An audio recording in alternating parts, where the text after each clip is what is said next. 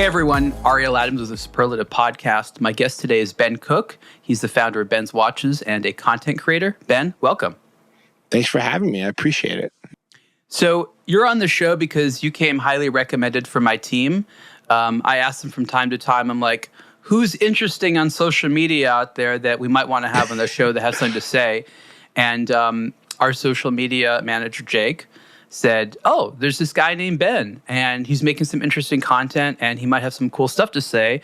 And I checked you out, and what I really like about what you do is you're really practical, right? Like, you like Definitely. watches. I can tell you really like watches, and you want to be part of the scene, but you're making the content that you think works as opposed to some type of highfalutin idea of how you want to see yourself. And I think that's really kind of like practical and down to earth. Would you agree, disagree with what I'm saying? I couldn't agree with you more. That's sort of been my mission.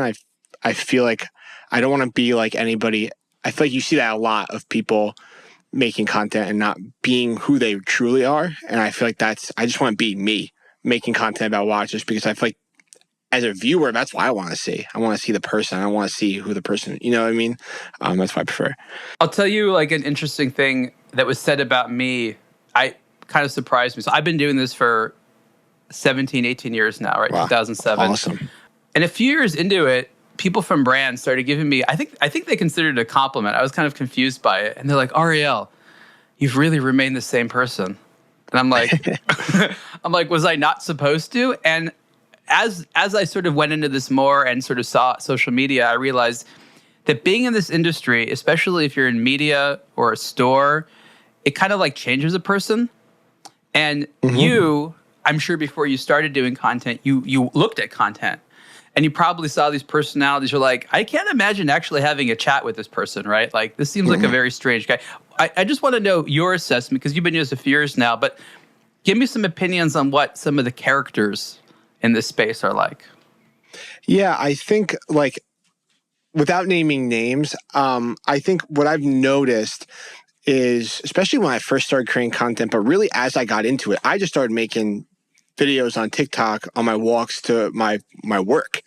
I've walked from, my work was in Midtown. I just walked from my apartment and I was like, I want to make watch content. And when I started making it, I loved it. And people were like, you're awesome. You're so down to earth. You're not trying to be somebody. You're not trying to act like you have wealth, or you're just another dude that I could be friends with. And then as I got into it, I noticed that there's so many people in this watch industry that I hadn't heard of that are apparently huge that, in my opinion, don't act like they, how would you say that? Don't act like they should. Don't act like they, like when you talk to them on the side versus you see them on social media, two totally different people. They seem like they're super wealthy. They have all these connections. They have all of these watches, and you talk to them, they're like they have one watch and they just, this is like a side or thing for them or whatever. It's just two different things. And I was like, that's weird. I don't like that. It's strange. I'm thinking about what you're saying, and I think we put it in the category of posturing. But what I've noticed early on doing this is you're right. There's this contingent of people who don't feel as though they'll be taken seriously with their opinions unless they have or pretend to have like money and connections. And then, of course, social media and the way that it sort of allows people to self-aggrandize only really amplifies this. And then you have this contingent of people who progressively become faker and faker. And there's nothing wrong with that because I think in entertainment, we celebrate personalities and characters. But social media at least has this veneer of it's supposed to be a real person being authentic. And so it confuses people. It's like, looks like candid content of a total fake thing. And it's weird, right? Yeah, definitely. I also think that's something that catches up eventually. I think you could build a huge platform and become massively successful doing that because you see that in pop culture everywhere. It's not just watches. But I think at a certain point, it catches up and people are like, wow, that guy's kind of like a mean person behind the scenes. And I talk to him and I just can't be anybody else. It's just impossible for me. So I'm like, I'm not going to act like I have, five $50,000 watches sitting in the safe when like it's just never, that won't be possible for 20 years. Like I'll just talk about what I like to collect, and then I can also talk about other watches. I just can't buy them, and that's fine. I think what's crucial about content creators, which includes yourself and me and others, is that there's no way we can connect with all type of consumers. The best we can do is show an authentic version of who we are and hope that others like us who have similar ideas or similar tastes can relate to us, can find us and connect to us and say, that guy or gal sounds a lot like how I think. I'll trust them because I don't have the time to invest in this sort of watch universe. That's their thing. I like it, but I can't be as deep into it as them. But it's okay to not connect with everyone because by nature, you can't please everyone, can you? No, you definitely can't please everybody. And I've even noticed that. And I've been doing this for 2 years, but really like, as I'm sure your viewers know, but like there's totally like the industry is so separate from like people that actually are into watches, in my opinion. So I just learned once I actually got into the industry, which is like the last 6 or 9 months or so. So it's very new to me. It's so different. I can't even describe the difference. Like when I was just making content and then all of a sudden you're in the industry, you're like, you might make somebody mad, but you're just kind of speaking your mind. It's a wild thing.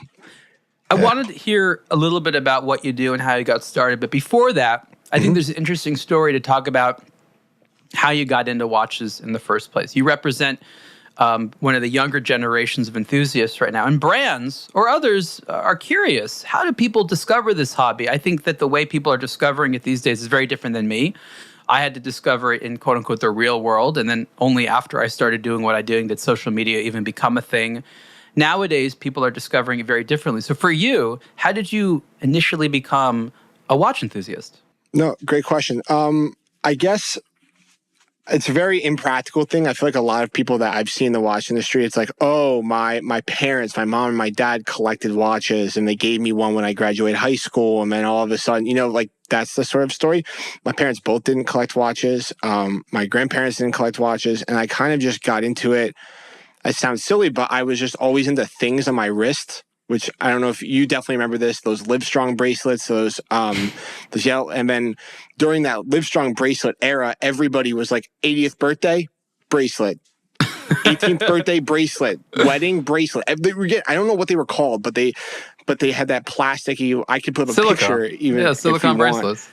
Yeah. So I've always been wearing those, and there's pictures of me on family vacations, like all over my arms. It's crazy. My son's doing the same thing. He oddly picked this thing up and he starts stacking them. And I'm like, what are you doing? Reading like women's fashion magazines? But there's this natural thing with those bracelets. So I hear exactly what you're saying. Yeah. And then silly bands happened. And then when I was in 7th grade, I got gifted the G-Shock for Christmas.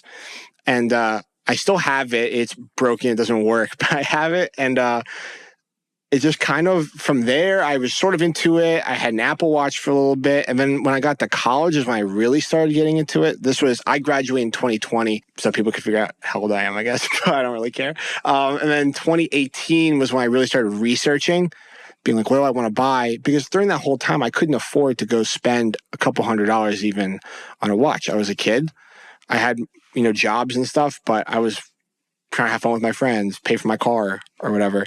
And then when I graduated college, it was during COVID, and I wanted to essentially buy myself a graduation present for myself. So I did a ton of research. I had some criteria, bought a Christopher Ward, and I had done research, 2 years before that in 2018. And then that brings me to being obsessed. Right after that, I was buying watches all the time. Because I had my first job, so I went crazy. What was it like when you started researching watches? I know it's a very broad term, but you have this like inspiration. You're like, I kind of like this, but then you need to discover. I think that's a crucial phase of after you realize you're fascinated with this hobby, you enter this zone of wanting to discover brands, models, what's available out there, price points. And what was that like for you? For me, it was a very different experience. These days, I think it's actually stranger because there was less agenda-based content. When I started, it was just like, here's watches, and you sort of had to figure it out for yourself as an enthusiast. Nowadays, it's almost like a minefield. It's like you have all these people that are telling you these are the important watches, the important brands. they all seem to have agendas or don't even know what they're doing. And you have to sort of like swim through all that until you're like, oh, this is the real watch world. So talk a little bit about that. Yeah, so when I was getting really into it, it was YouTube. It's probably part of my generation. It's all video. So I was watching people like, your classic Teddy Baltazar. I wasn't even watching Nico at the time, but Adrian Barker is still one of my favorite videos to watch. And even back then it was. And I was just obsessed with watching YouTube on watch content. I wasn't a big YouTube person, but watches just fit that perfectly. And then in 2020, that's when TikTok and the short form, like minute-long videos you could just scroll past, which is what I do now. I liked watching that stuff. Even the guys, like, I'm not really into that, but the guys trading Rolexes on 47th Street. And then, so I discovered it through video, through YouTube, 100%. Yeah. And what's interesting about that content is it's less about a neutral presentation of a product and more about a personality who has a strong opinion or something to say about it. Did you notice at the time that you weren't sort of just being exposed to catalogs, but you were being exposed to people who had a strong opinion? Like, I'm just wondering if that limited your exposure or that actually helped you discover a lot of different stuff. Because for me, I had to come with my own opinions. There was no person that was presenting content that way. Magazines, and I guess a lot of people now that don't remember 20, 30 years ago, they had no opinion. You'd pick up like an issue of Watch Time. It would tell you about watches. It would give you no opinions about it. You had to do that for yourself, which is a complete 180 from today, which is all you have is a bunch of opinions everywhere. You know what I mean? Yeah, I would say during that time, there were definitely opinions, but you could see, in my opinion, that time, you could see right through sort of agendas is what you're talking about. Somebody was talking about the watch the whole video, and at the end, they're like, click the link in the description. You could buy it yourself. It's like, okay, well, they're making money off that, which is fine. But it was hard to sift through, but that's why I think YouTube's so great is I can go watch 5 videos on one watch and then be like, all right, now I get a better idea over what it is. And even at that time, like I was watching Teddy all the time and he didn't even have a store then. So I didn't even register a lot of that as well. Here's a question. How much content did you look at that came from brands themselves? Obviously, there's a lot of personalities out there doing content, but for many years, brands have done various forms of content, whether it's marketing videos and little things like that. Did you find yourself looking at brand content in any way? Zero. I would say zero.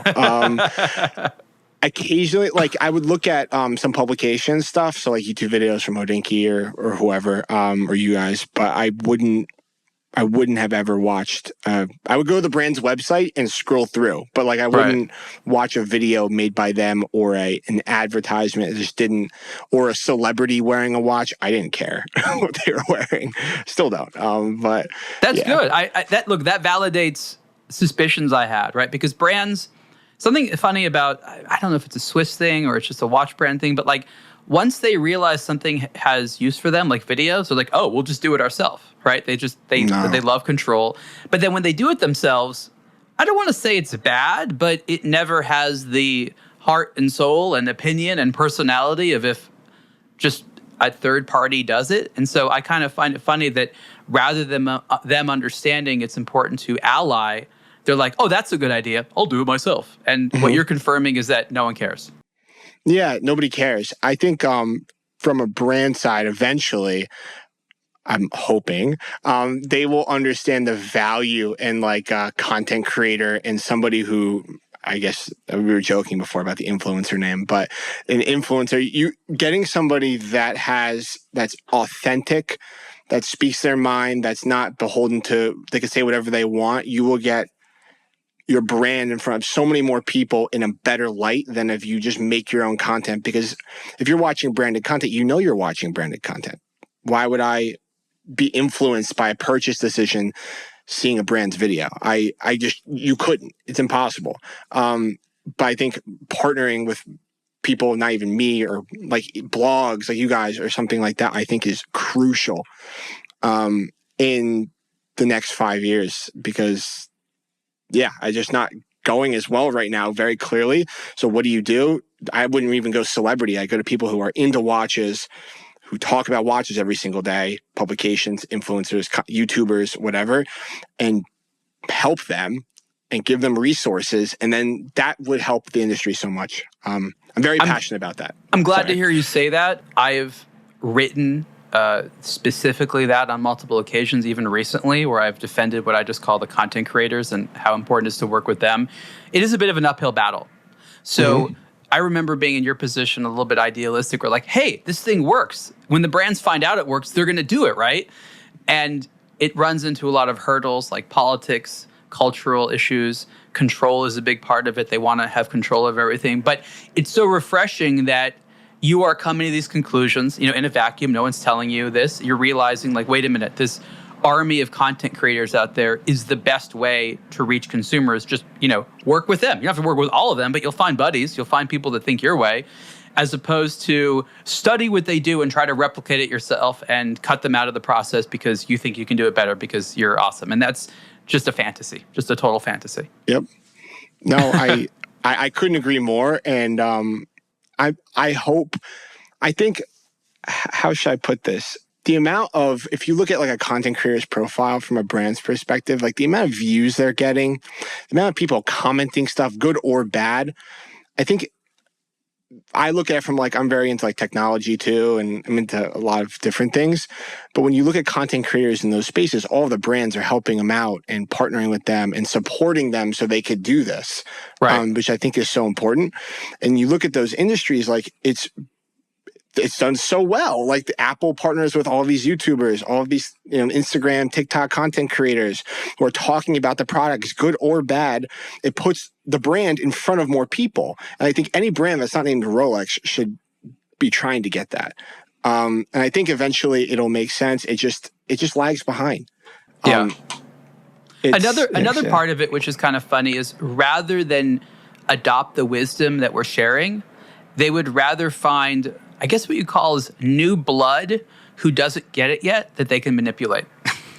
So they find fresh content creators like, oh, this man or woman is brand new. They don't know how this works. I'll be able to get a couple of years out of them before they figure out that, it's not going to be really worth their while. And then I'll move on to someone new. But that's sort of the dark side, is that there's such a high level of churn on the content creators. Like some of them stick around for a long time. But as you know, many of them don't. They try this for a few months. The brands are in this position where they feel like there's this endless stream of new enthusiastic quasi-ambassadors just ready to sort of profess their brand love. And I think it prevents them from making smart long-term decisions that are about sustainable content creation practices. You know what I mean? Yeah, I definitely agree with you on that point that you were saying, that going after new blood. I see that as well. I've seen brands partner with, fashion influencers, fitness even.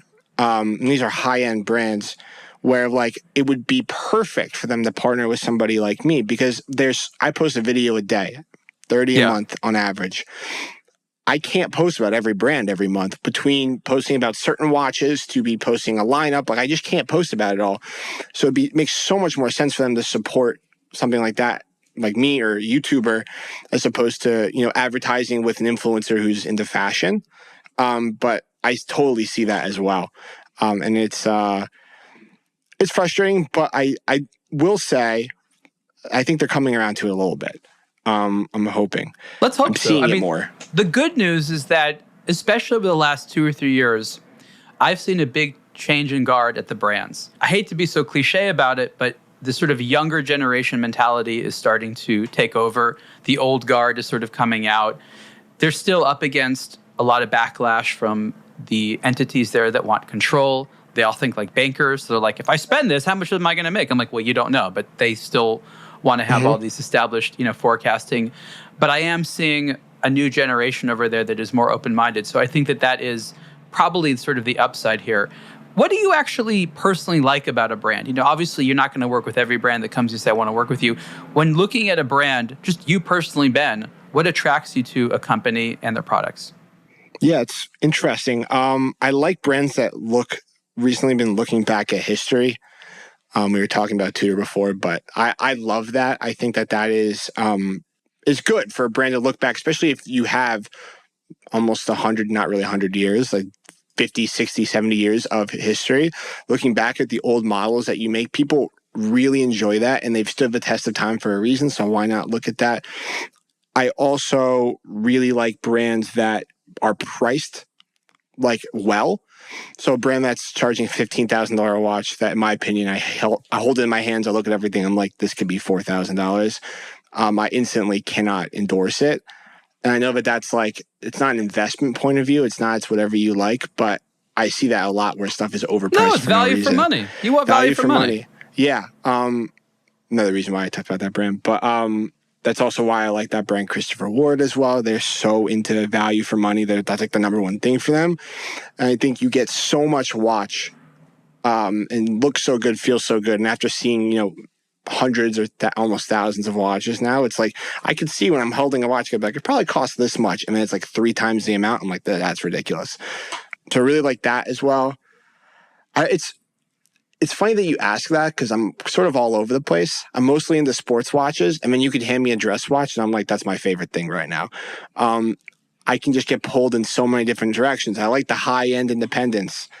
And speaking of what you're talking about before, the young guard, I say this all the time. Why do you think all the independents are doing so well right now, these small independent makers? Because they're focused on helping out people and helping out the creators. That's what I've noticed. So of course that they're doing well because they're getting their name in front of everybody. One of my friend brands, Moser. I love Moser. Sorry, that was a long answer to that. No, that's great. It's interesting thinking about what you said in terms of value for money. And I'm trying to contrast. See, I'm using you as sort of a voice of other people like you, right? I'm trying to say that Ben's representing a mentality that is not just his own, but is shared by a lot of people that are listening to him or may not, but just are of his generation. And I stress to brands that we are in an incredibly competitive space right now. What I mean by that, there's so many watches that any individual enthusiast can buy that they're not just, no one's like, show me my next expensive watch. No, it's like, show me all the options and I'm going to choose the best for my money. And I keep stressing to them that people are choosing how to make their money go the furthest. It's not a particular price point they have in mind, but if they say, I want to spend $5,000 on a watch, they're going to look at the options and be like, this watch feels like a lot for $5,000. This watch feels like not a lot for $5,000. And people want to feel like they get a lot for their money, which is in contrast to brands' deep desire that people would buy something because of the brand and are less concerned about what the actual product is giving them. And I say that's an uphill battle today.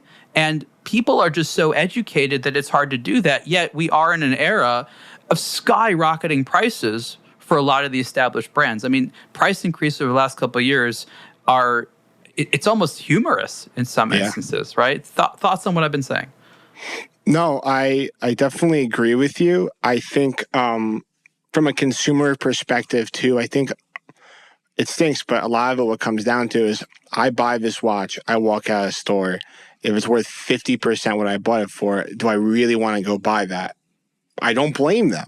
And I think I could say, or anybody could say as much as they want, you should go buy this new, you should go buy this new. And I do truly believe that for almost every watch. But they're also like, if I go buy it and in 6 months I need money so badly for an accident or whatever, like they can't even get their money. It's just, they're really concerned with value. Like you said, I couldn't agree more, but that's a big point for me. For brands, for purchasing brands. People are always asking me that. They're asking about a $500 difference between watches. And yes, there's people that have millions and millions and millions of dollars. That doesn't matter. But large majority of the people who are going to expand the industry don't have that. So let me speculate here for a moment, because I think you're onto a very interesting topic. Look, on the one hand, I tell people don't spend more than you can on a watch, right? Like if you feel that is too much for you and you might need to recover your money, maybe you shouldn't be buying a watch that expensive at this moment. But at the same time, I think there's a very interesting argument to be made that the youngest generation is by definition most of the time not going to have the disposable income of someone who is a few decades older than them. And if you want them to participate in the hobby, you need to make them feel more comfortable. It is a perennial reality that people under 40 tend to say, I can't splurge. If I'm going to spend money on something, I need to make sure that I'm getting a lot for it. Only later, if you happen to be lucky enough to have a lot of disposable income, you feel more comfortable splurging. So what I'm trying to say is that brands really want to get into the hearts and on wrists of younger people, they can't play games with value propositions, and they have to recognize that people might want to buy you used versus new, might not be able to buy you and want to buy a lookalike because they want to test the style, but they can't really afford the name brand that does it. But the young generation is not looking to waste money. That's a huge part of our larger culture, and I think manifested very strongly in the young generation. And so brands that want to have the business of the young folk have to be very open to justifying their value proposition at all stages, whether it's new, whether it's pre-owned, but it's because it's so competitive out there. I know I've said a lot of things, but I'd love your thoughts. Yeah, am I allowed to mention, well, yeah, I'll mention this. So like a lot of times, like what people ask me, like, for example, like I really like Rolex, to be honest. And people are like, oh, I'll go buy one and then it's worth 50% more. Like that's why they want one. Yeah, no, it's not. They don't want one because it's what? Well, my argument is it's not. It's theoretically worth that, and that's not a really good. That's not a good reason to want to watch. That's an investment. You don't want a wristwatch. You want something else. I agree, but that's what I'm saying is that's what everybody, they automatically assume. I fell victim to that too. I bought one and then I ended up selling it 2 years later and I picked up a Tudor sub because that's what I really like. And I don't regret it at all. And I think buying something for that price difference, I don't agree with, especially if it's you walk out of the store, it's worth more. That's not going to be the case 5 years from now. But that just illustrates your point that that's what they're concerned about is how much is this worth? What's the value proposition? What are the components made up of? One of my viral videos I made a while ago, granted it was on a moon swatch, which has no value, we know, but it was how much does the components of that watch cost versus the actual cost of the watch? And I think that opened up a lot of people's minds. They were like, well, what about the other watches in the industry? Is it just this plastic one or is it the 50 up? Like, I don't know. I didn't want to open that can of worms, but they care about that. Let me ask you about how people are being trained on this idea of watches investments. Obviously, the media that people consume has a huge part of it. When I was your age, obviously nobody was talking about that, so the idea never came into my mind. Talk about how quickly someone sees this watches as investment message the moment they start getting into watches. Because my suspicion is it's right there right away, and it's almost as though they need to be exposed to it and then later unlearn it, as though saying, oh, I was told that, but that's actually not true. Not true. Yeah, I think it's a lot of it, or 99% of it, is watch dealers trying to send money, gray market dealers trying to sell. I think that's when I first saw watches as investments. They were like, hey, you buy this. It's been going up over the last 5 years. It'll continue going up. That's where I normally saw it. I think that's where a lot of the new collectors, people that have seen the trading watches or whatever, that's what they've seen. That's where they're learning it. I obviously don't agree with that, but maybe at one point I did. I don't necessarily think so, but there's still people, my own friends who are into watches like me, a lot of them still talk about that. And I have to tell them that's not the case, but it's really hard to get somebody to unlearn that.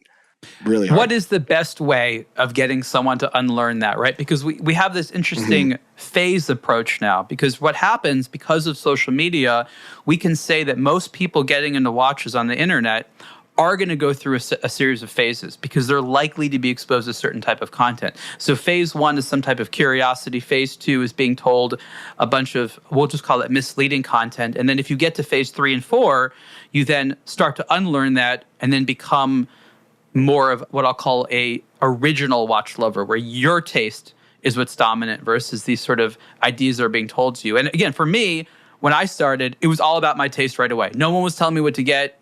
Obviously, you know, you buying these watches is like a pair of pants. You're going to lose the money on it. No one's going to buy your pair of pants. Right. And so do you agree that there's this sort of interesting set of phases that not everyone, but a lot of the youth today getting into watches necessarily has to go through these phases? Hey, I went through it. I thought I was into certain watches. I was offered a Rolex at retail. I thought that was the best thing ever. I was like, oh, I walk out, it's worth more. It's like, I probably said that. And then I found out over time, like, I don't even like wearing this. Like, it's not me. It's too flashy. It's too gaudy. And I bought a vintage Tudor. Like, that just fit me perfectly. But to your point, your question, how do you get somebody to unlearn that? I think it's trial. I think it's just trial by error. As much as anybody could say they're not investments, once you see, like, for example, just talk like I bought my Rolex Submariner for like $10,000, whatever, plus tax. when I walked out of the store at the time, it was worth like $18,000. I was like, oh man, I almost doubled my money. When I ended up selling it, it was $13,500. Like, and it was the green bezel or Starbucks one, or 126610 LV or whatever it is. Right.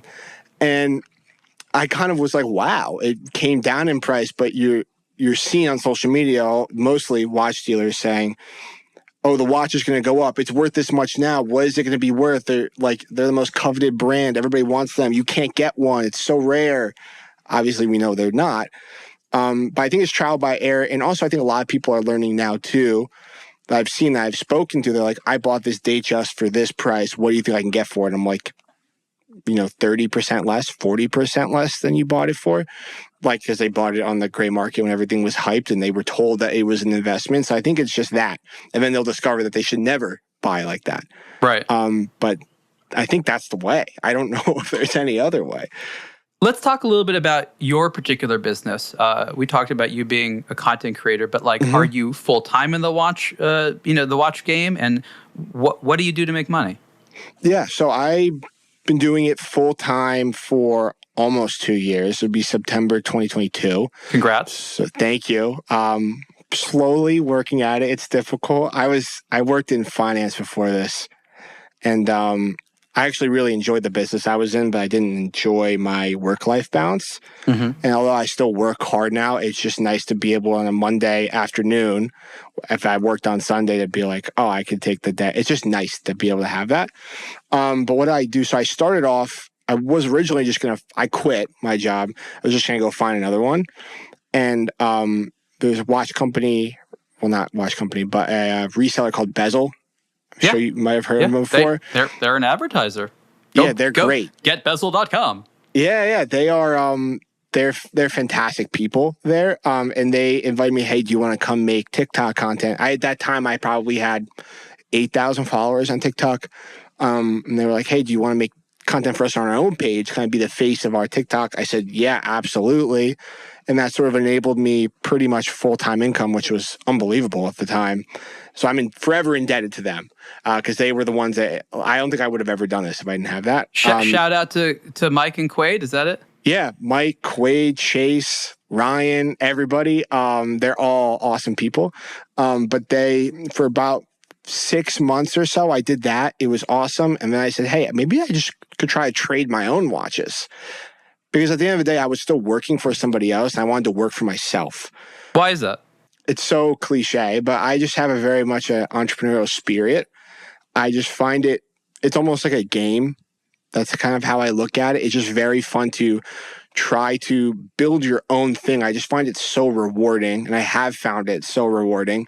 Every time you sell something or you get a check from a brand or you're getting an AdSense thing from TikTok or something like that, I just find that so much more rewarding than me sitting in a spreadsheet doing financial models 8 hours a day. And then the deal closes, it's like great, but you're not even on the front, you're the analyst. So I just found that so cool to be able to own your own thing and be responsible. So yeah, that's why I really enjoy that. But anyway, I started trading watches. It was fun, but I figured out that definitely wasn't for me because I was more focused on how much I can make as opposed to creating content about watches, which is what I really love. So then I pivoted from that and I just started making videos. Well, I was already making videos, but really upping my quality. If you look at my videos a year and a half ago, you look at them now, it's like night and day different. And I do everything myself pretty much. Sometimes I have another editor edit, but yeah, and then I make money through brands. I have some affiliate codes. So if people buy a watch from use my code, I make money from that. I make money from the platforms pay as well. If you had to do just one of those things, it's a hustle, right? You have to make money multiple places. aBlogtoWatch as well offers multiple services. But if you had to focus on just one or two of those things, what would they be? It's I would love just to make videos about what I love about watches. I would love to just do that. In reality, that's impossible to do on YouTube, Instagram, without any kind of sponsorship or support from something else. Explain. I know why, but explain to others why. Yeah, so when you make content on YouTube, TikTok, or Instagram, the platforms give you a certain amount of money for your views, which is awesome, but it's not a lot. It's not nearly enough to support living anywhere. or barely buying your groceries every month. So you have to find support. So some watch YouTubers will have like an alcohol brand sponsor or a strap sponsor or something like that to help make it worth it for them to make those videos and make that content. So it's not free. So that's the reason, to be honest. Yeah, I think it's important to say that while and again, just going with what you're saying, there is an advertising component if you have popular content, but even some of the most popular content, the money you make, it's like small amounts of spending cash, right? Like no one's paying their rent or a staff ever.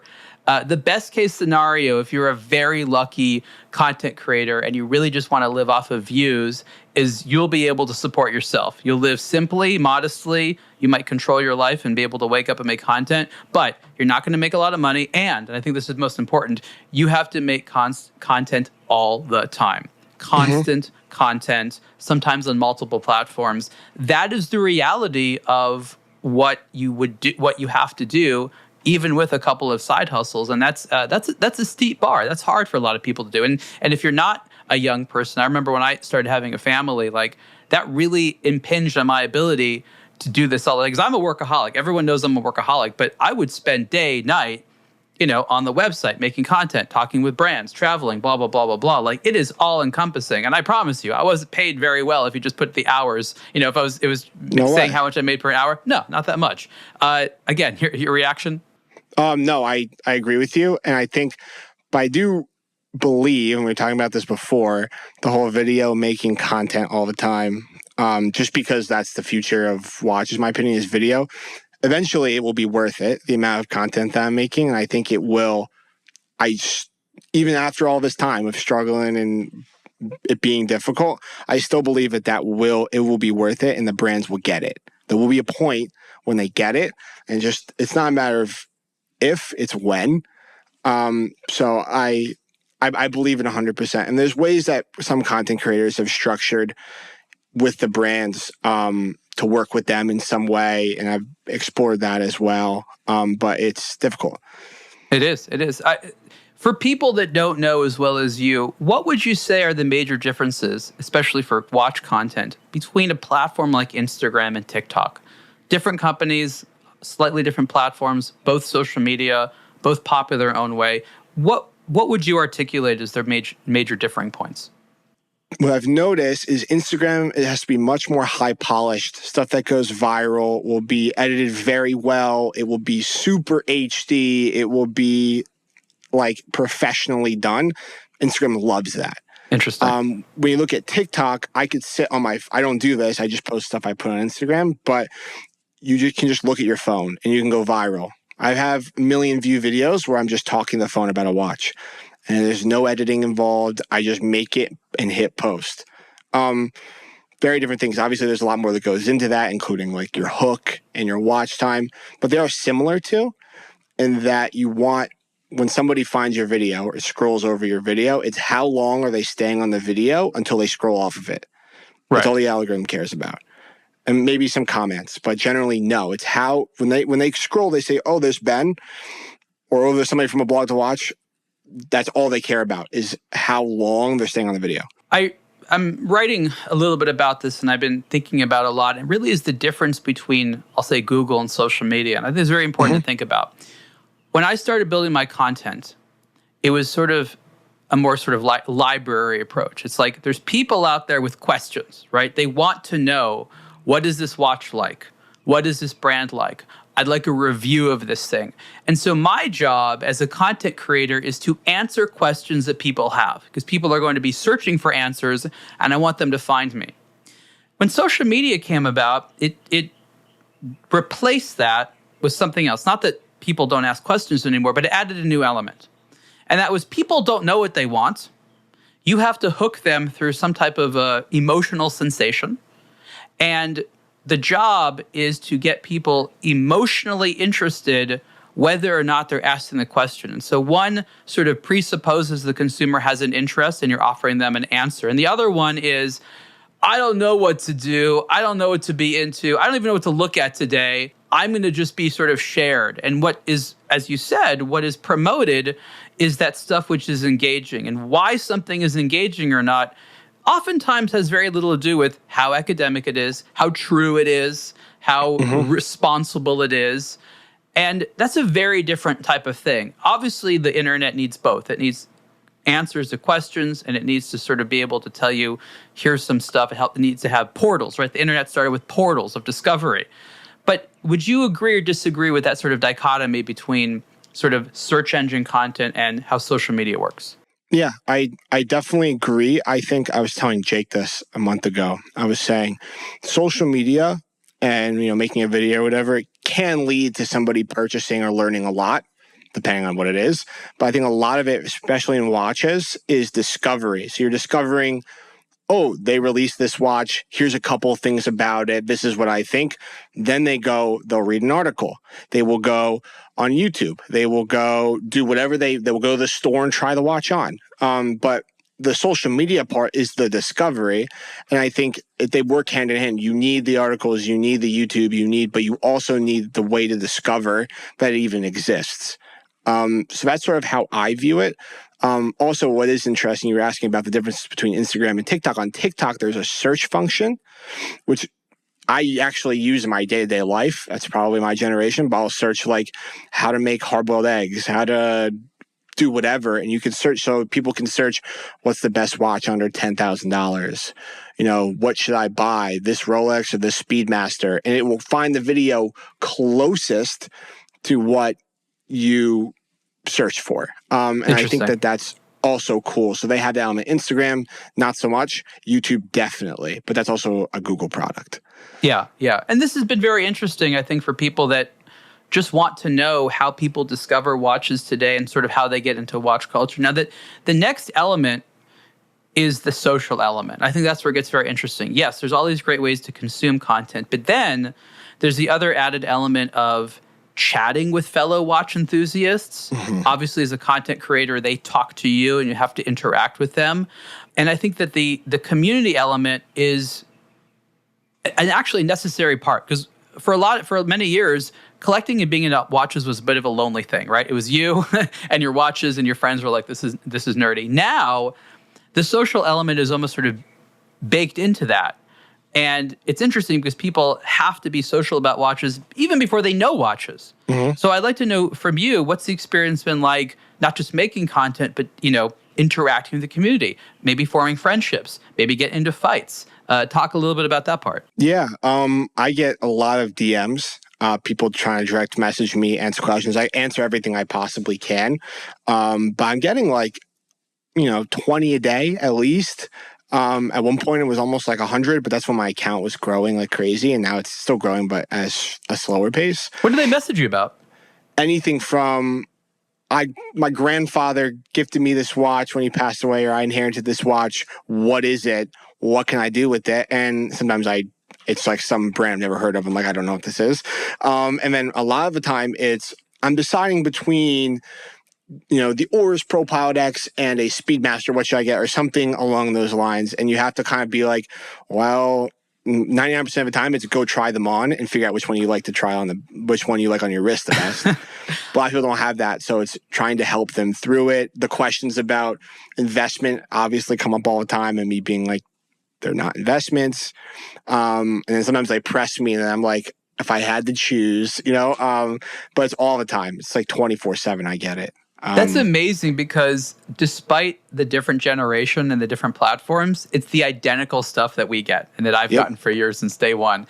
And I've had to develop a bunch of responses. So when someone's like, I don't know which of these two watches to get, I'm like, well, you're going to have to wear it and look at it with your own eyes. So why don't you decide on the one that you would prefer to look on your wrist more often? You have to throw it back at them, because ultimately it's their watch, not yours. Yeah. And even I have people too asking me, they want to know everything about my business, and they want to know, why would you choose that watch? And sometimes I've had people get mad when they're like, you said that I shouldn't buy a Rolex from the store. Why? And all this stuff. And they think it's mine. I'm like, I don't. They're like, you get paid. I'm like, no, I don't. It's just a wild... I remember people that would send a message and they would literally want an essay in response where I'm like supposed to sum up the pros and cons and discuss this. I'm like, I don't know who you think pays me for this, but like, I'm not your essay writer. Hopefully these days people are turning to AI for that. I want people to go to ChatGPT and say, discuss the pros and cons of the Omega versus Tudor, whatever. Like, I hope they use it for that. I have no idea what AI would spit out. But it's just amazing that if they see you do content, all of a sudden you're there to do their homework for them. Yeah, I think I don't go too in depth, but I do like to try to help almost every single person unless I just don't know. And sometimes it's like wasting my time and I'm sorry, I can't do this. But I think another like what I've been trying to build is like a community in a way where people know me, they like me, they like what I say, and they could be sort of a part of what I'm building. So then eventually if I get to, if I'm famous or whatever, I don't know if that'll happen, but they will be, wow, I knew him. He was a good guy. That's just how I kind of want to be known. Right. Because that's just who I am. So there's a lot of people out there that would call themselves watch traders. And this is an all-encompassing term that includes people that are selling new watches to pre-owned watches to vintage watches and all this stuff in between. When you say you trade watches, what does that mean? And what types of watches do you like to trade? I definitely don't trade anymore. If I'm ever selling something, like I have a website, for example, like it's just stuff that I bought for myself that I didn't want anymore. Like that's essentially what it is now. When I was trading watches, it was anything. It was just like I would do a Tissot PRX. I mean, I would do when I originally started, I found it to be very difficult and being vulnerable, but this is literally what I did. I would go to the Swatch store, wait in line in the morning. That's how you get them in New York, buy them, and then sell them for like a $50 markup because people didn't know where to get them when they live in Wisconsin. There's a Swatch store 2 hours away. They don't know when they get them. They go, and they're like, I'll just pay $50 extra if you pick it up for me. I would do that all the time. Okay. Obviously, I don't do that now. And it's crazy, but at the time I had to, or I like couldn't do this anymore. So it's kind of like funny, and I'm like, oh, obviously people will not like that, but that's just I had to. So I did that.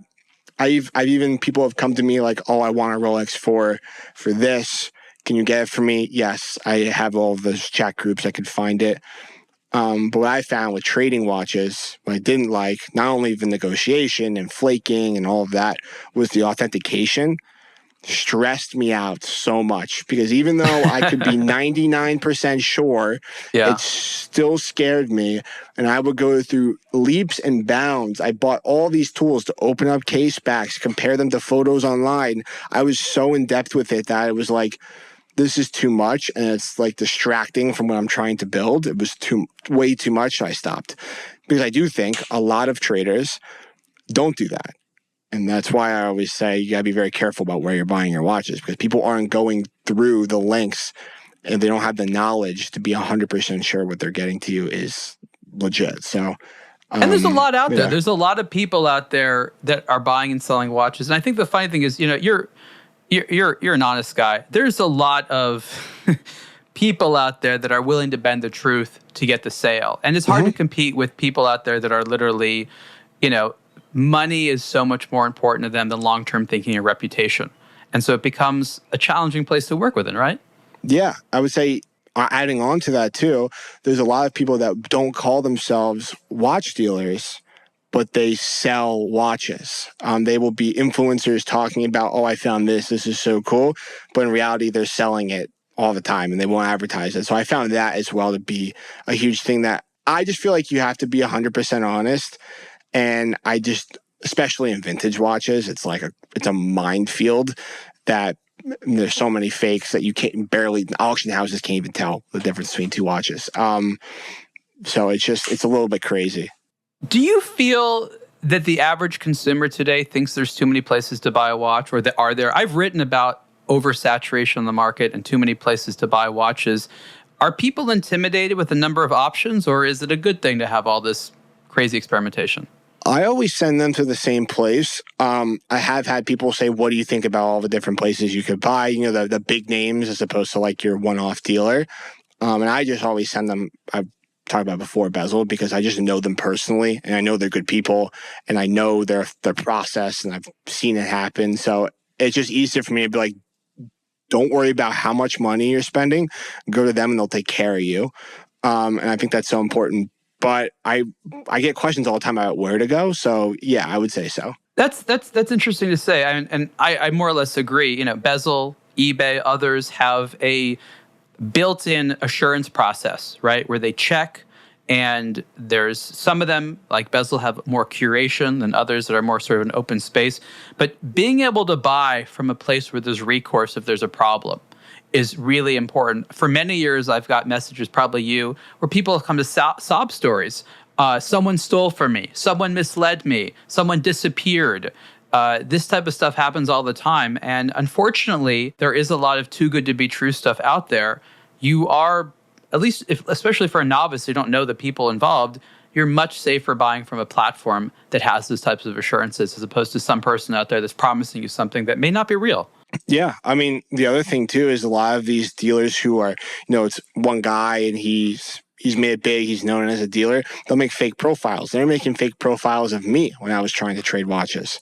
What would that give them, fake profiles? What would that give them? Like, essentially, like you'd search Ben's watches and you wouldn't click on me, you'd click on a different one, DM them, and they'd be like, hey, we have this watch. All you gotta do is send a PayPal here.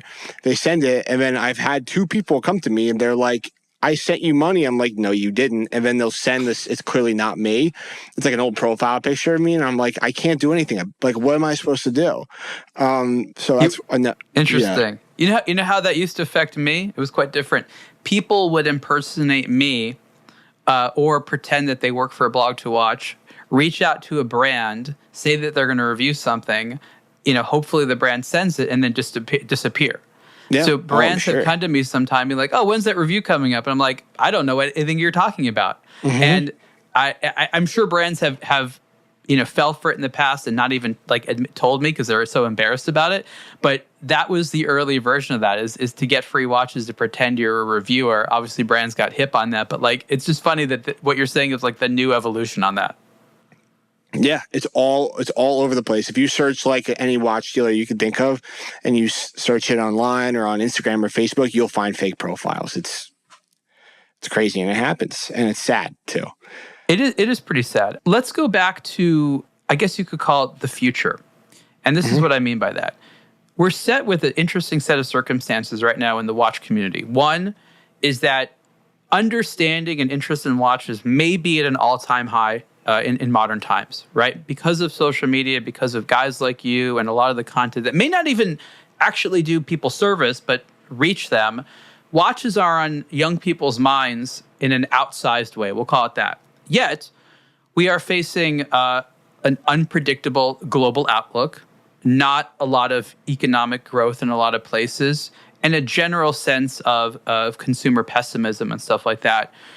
What do you feel is the right way of predicting how this large interest in watches, yet not large interest in spending on luxury, is going to translate into the watch market for young people over the next 5 to 10 years? I know it's a big question, but you're sort of at the front line there, and you can give some insight that brands and even myself wouldn't know. Yeah, I would say, if I had to guess, interest in vintage watches is definitely high right now, for sure. I think that will continue going up. Why exactly? Why vintage? I think a couple of things. One, it's very trendy. So vintage clothing, vintage sunglasses, vintage sweatshirts, all of that stuff. Vintage, you can think of anything. People are just into that older style. My apartment is decorated in like an 890 style. It's just sort of what it is. So I think a lot of people like that, for one. Two, I think people are very concerned with value. There's nothing like value in vintage because there's not as many of them. And I think a lot of people recognize that. And they say, if I buy a really good vintage Rolex, for example, there's not going to be another one of these made. So in theory, it will be good. They're also seeing auction results. The biggest auction results are vintage watches. So I do, in my personal opinion, that will be the case. Okay. And I liken it to, I used to be really into shoes, sneakers, Jordans, stuff like that. And the hype on Jordans has gone like this. So people were so into it because it was hyped up. Think any hype watch right now, modern watch right now, people were so into shoes. People are not as into it anymore. They're maybe getting sandals, or some people are still, but just not as much anymore. And the prices have come down. And I think it will continue to happen. That's my guess. I also think people continuing to buy watches will actually continue to go up, especially when the brands, like I said, have come around to supporting creators, because not only am I reaching my audience, I'm using me as an example. This is anybody. Not only am I reaching my audience, I'm reaching people, so many people more than my followers that aren't into watches that might get into it. And that will spark their interest. So as creators and people who are making content or websites are continuing to be supported, as they should be, people will continue to be reached, and not just people who are already into it. It's people, the new people that you're getting into the hobby who are going to come into this awesome industry. So people will continue coming into it, and I think people will continue going into more vintage watches or vintage inspired watches. That's quite interesting. What advice would you have for the bigger brands? Because I think that a lot of people like the safety of buying from a popular brand, yet a lot of the brands out there have increased their prices so much that if you're just getting into watches, again, getting an Omega or a Rolex or even a Tag Heuer is way more expensive than it used to be. Is there benefit for some of these bigger brands to consider lower price points in order to appeal to younger generation? And what types of price points would they need to focus on? Because I think that they've shot themselves in the foot a lot, because they keep talking about wanting to appeal to young people, but their starting price point is like $7,000 or $8,000, which I think is kind of nuts.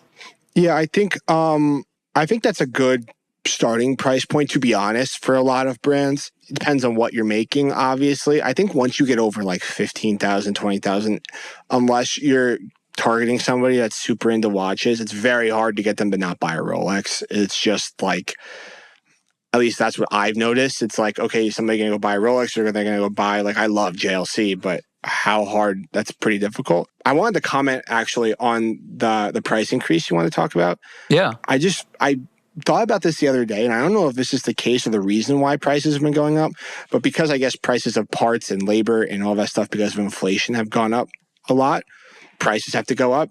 I get that makes sense. It's opportunistic inflation. They see an environment of inflation and they're like, we can secretly raise prices, and people think we have a good reason for it. Yeah. That's honestly 80% of why it happens. Yeah, I think also, like, I could be wrong, but I think they're trying to maintain this margin. I know that's how Bernard Arnault, when he was doing all of his LVMH stuff, even before the watch stuff, was all about what's the percentage margin. Yeah. And if you're increasing, let's say the supplies increase 10%, well, their actual increase of the price has to be exponentially more to maintain that same percentage margin. So I think it's not like the dollar margin per watch because it's so different, but I also think it's the percentage margin that they make on every watch has to be the same. So when the supplies increase, that could be all, I mean, I don't know if it's just this, but it just makes sense to me. And I think that's the way a lot of them are thinking about. And that's why prices have gone crazy, because they want that percentage margin across the whole company, whether it's Richemont or Swatch, or they want that across the board in order to maintain that and to show investors or whatever they're doing. They have to increase prices way more than the supply. Yeah, it's an interesting observation. And definitely at groups like LVMH that are concerned about margin, that has a factor, but it needs to be more surgical, because when you have those broad increases, what you can do is you can take a product that was competitive at a price point and just in an instant make it completely uninteresting because it's no longer competitive. So I think that when they do that, they recognize that a lot of adjustments need to be made. And also what we've noticed in the market, which I think is important, is when it comes to like handbags, you can't just sort of automatically have a competitor to the sort of Chanel, Hermes, Louis Vuitton thing, right? But with watches, if the popular ones get too expensive, micro brands, small guys, independents just come in at that lower price point and fill that void immediately.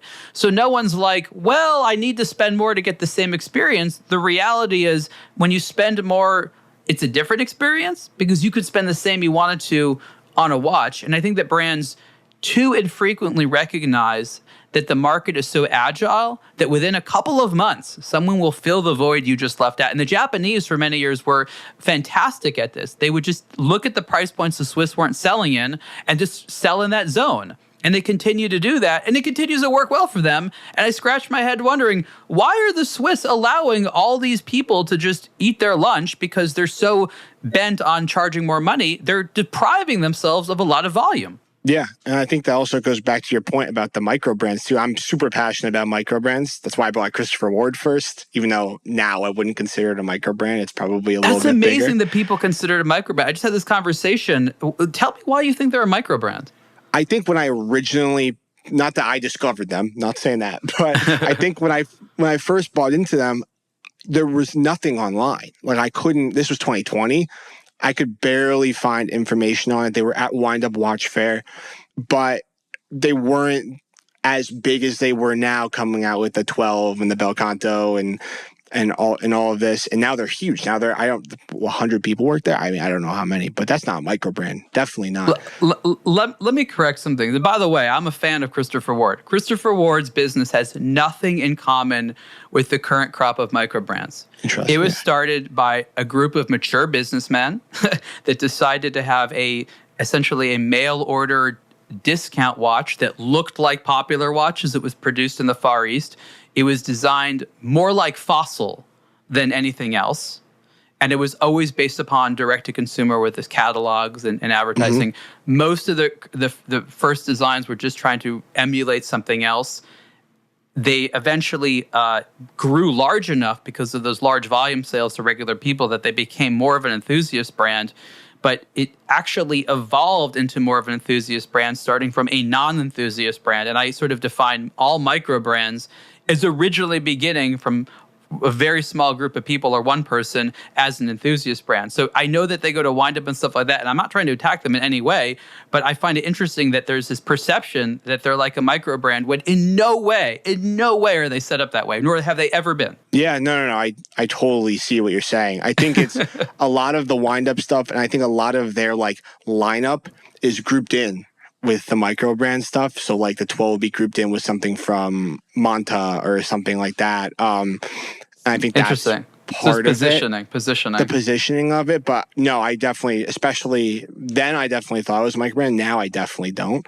But that's just kind of what happened. I'm proud of them for being able to establish an image that doesn't actually represent exactly who they are. But it's so interesting to me because you asked me a few years ago if that would have been the case. I was like, why would Christopher Ward be bulked in the micro brand category? And that it is, I'm like, oh, that's an interesting phenomenon. I never would have guessed that would have happened. You know what I mean? Yeah. And I think it's also at their price point too. They're not owned by Swatch Group. They're not part of some big conglomerate. And they're kind of just like sitting, making watches under $1,500 for everybody. And I think there's almost no brands that really do that now.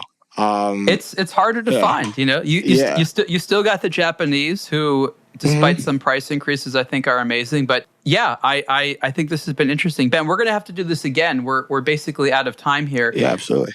Could you let everyone know where they should find you on the internet to contact you or learn more about what you do? Yeah. I guess you could say my handle on all the platforms is just Ben's Watches, one word. I think TikTok might be Ben's_watches, but if you just search Ben's Watches, I will come up. My face will come up. And then I guess, should I put my email in? I guess you could, if you want to email me, Ben at Ben's Watches, Ben at Ben's-watches.com if you want.